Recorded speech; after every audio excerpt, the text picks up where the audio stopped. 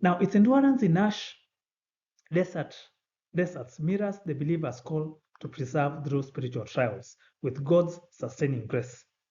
Camels survive on stored resources, reminding us to draw from the word hidden in our hearts, that the camel has been equipped for the desert. Very interesting, because we are also going through the desert of life.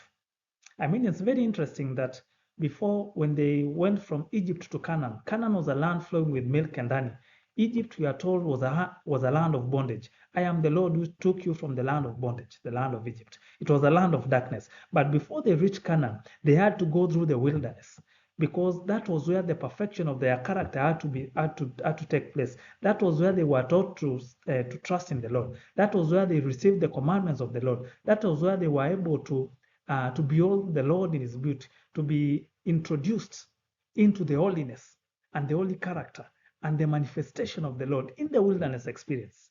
And so, in each and every Christian, we all have to go through a wilderness experience. I mean, look at Jesus, our example. The moment he was baptized, he was led immediately by the devil.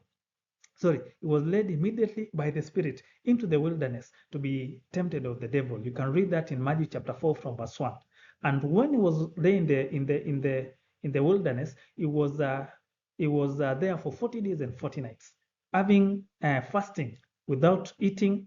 And who knows if he was drinking? We don't know all the details about that, but we know that he was being tested in the wilderness. He was being tempted in the wilderness by the devil. So this wilderness, it's a place where we are sanctified in the wilderness, and every Christian has a wilderness experience that they have to go through. In this wilderness experience, how much better we can learn from the camel. How does the camel survive in the wilderness? The camel survived in the desert by, first of all, having a harm. God created a harm for the camel so that it can be able to sustain the harsh conditions of the wilderness. Likewise, God has given us the word so that we can treasure it in our hearts, so that we may be able to bear through the wildernesses. When things don't seem to make sense, when everything seems to go astray, we can be able to still trust the Lord and believe that we shall see the goodness of the Lord in the land of the living.